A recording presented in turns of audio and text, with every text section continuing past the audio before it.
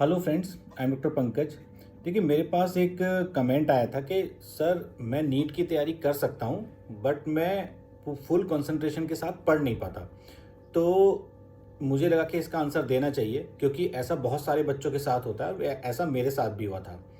तो भाई मैं अपनी स्टोरी आपको बताता हूँ कि मैं क्या करता था। तो जब मेरे साथ ये प्रॉब्लम आई थी तो मैं अपने कुछ दोस्तों के साथ मिलकर लाइब्रेरी में पढ़ता था काफ़ी टाइम, क्योंकि कभी कभी क्या होता है कि घर पे आप पढ़ते हो ना तो एक डिस्ट्रैक्शन सी होने लगती है। और उसमें क्या होता है कि आपका ध्यान जो है कुछ दूसरी बातों में, या तो जैसे कि टीवी देखने में या फिर बाहर खेलने में, इसमें भी काफ़ी निकल जाता है। वो जो एक टेंडर एज होती है ना, 17 और 18 ईयर्स वाली, वो इसी तरीके की होती है। तो मैं तो अक्सर ये किया करता था। इवन मैंने काफ़ी टाइम ये भी किया था कि मेरे एक टीचर थे तो उनके घर पे भी जाके मैं पढ़ा करता था। तो उससे क्या होता है कि मेरा डेविएशन थोड़ा कम होता था और मैं पढ़ाई में ज़्यादा ध्यान दे पाता था। और आपको मैं एक रियल इंसिडेंस बताता हूँ। ये टाइम है लगभग कोविड के आसपास की। तो उस टाइम मैं खाली भी था क्योंकि हमें मतलब हमारी ड्यूटी जो थी रोटेशन में लगती थी कोविड के टाइम में। तो काफ़ी काफ़ी कभी कभी एक एक हफ्ते का गैप भी मिल जाता था बीच में। तो मेरा एक दोस्त है, वो एक स्टूडेंट था, उसकी उसकी फिजिक्स की क्लासेस लेता था और उसके जो फादर थे आई थिंक कहीं के एमपी थे। तो अब वो जो बच्चा है वो नीट की तैयारी कर रहा था। तो मेरे दोस्त ने मुझे बोला कि भाई मैं उसकी ट्यूशन क्लासेस ले लूँ क्योंकि वो उसको मतलब पढ़ाई में दिक्कत हो रही थी। जब मेरी उस लड़के से बात हुई तो वो ऑलरेडी आकाश में मतलब कि जो बाइजूस है उसमें कोचिंग ले रहा था, बट स्टिल उसके डाउट्स काफ़ी सारे थे।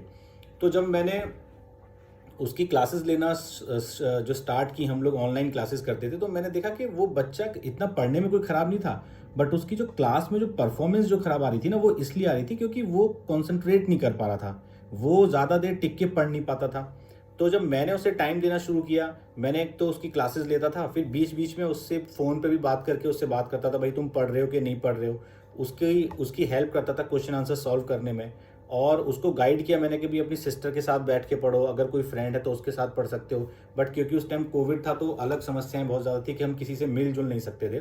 तो कभी कभी मैं उसकी ऑनलाइन एक्स्ट्रा क्लासेस भी ले लेता था जब मैं खाली होता था, ऐसे ही टाइम पास के लिए कि उसका ध्यान लगा रहे। और इन द एंड अब तो काफ़ी दिन से बात नहीं हुई, उसका रिजल्ट अच्छा भी आया और अब तो शायद यूपी के किसी मेडिकल कॉलेज में एमबीबीएस भी कर रहा है।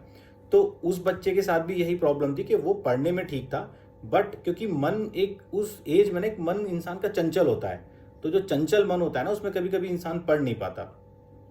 तो ये मैंने बहुत देखा है कि बच्चों को पढ़ने में दिक्कत आती है, बट अगर उन्हें कोई पर्सनली गाइड करे, उनके साथ कोई कांस्टेंट टच में रहे, तो वो बच्चे उस प्रॉब्लम को कोप अप कर लेते हैं और पढ़ पाते हैं।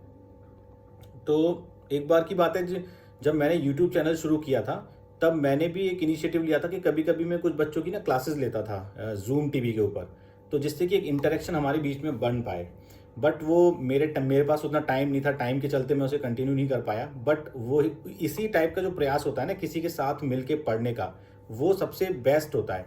और अभी मैं कुछ दिन से सोच रहा हूँ, मुझे काफ़ी दोस्तों ने भी बोला कि भाई कुछ बच्चों की हेल्प करो। तो उसके लिए ये है कि भाई अगर मैंने बोला कि अगर आप 10 या 15 बच्चों का बैच कर लेते हो तो मैं हफ्ते में 2 या 3 दिन ऑनलाइन टाइम निकाल के आप लोगों की क्लासेस ले सकता हूँ। बट उसके लिए कम से कम कुछ सिंसियर बच्चे होने चाहिए। कभी कभी क्या होता है कि ऑनलाइन क्लासेस में बच्चे उतने मन से पढ़ नहीं पाते जितना कि ऑफलाइन क्लासेस में पढ़ लेते हैं। तो अगर ऐसा कभी भी मुझे लगेगा कि भाई इतने स्टूडेंट हैं जो रिक्वेस्ट कर रहे हैं कि भाई क्लास लेनी है, उनके टच में रहना है, तो वो हम फ्यूचर में सोचेंगे। बट आप लोगों में यही एडवाइस करूंगा कि अगर आपका मन नहीं लगता है पढ़ने में, ऐसे काफ़ी सारे बच्चे होते हैं जो कि अच्छे से काफ़ी देर बैठ के पढ़ नहीं पाते हैं, तो उनके लिए मेरी यही सजेशन है कि आप कोशिश करो कि आप अकेले ना रहो, किसी दोस्त के साथ आप पढ़ सकते हो। अगर आपके शहर में कोई लाइब्रेरी है वहाँ जाके पढ़ सकते हो। अगर आप कहीं कोचिंग लेते हो तो उस कोचिंग सेंटर में भी रिक्वेस्ट करके भाई 2-3 लड़कों के साथ पढ़ सकते हो। तो इसलिए क्योंकि जब आप अकेले रहोगे ना तो मन आपका अकेलेपन में चंचल ज़्यादा होता है, ये मैंने खुद भी नोटिस किया है। और अभी तक का जो मेरा एक्सपीरियंस है वो भी मैं नोटिस करता आया हूँ। अब ये बड़ा दिक्कत, मुझे बहुत सारे कमेंट आते हैं कि सर हमें गाइड कर दो। अब तो हमारी भी लाइफ थोड़ी बिजी चलती है तो इतना इजी नहीं होता सब बच्चों को पर्सनली गाइड कर पाना।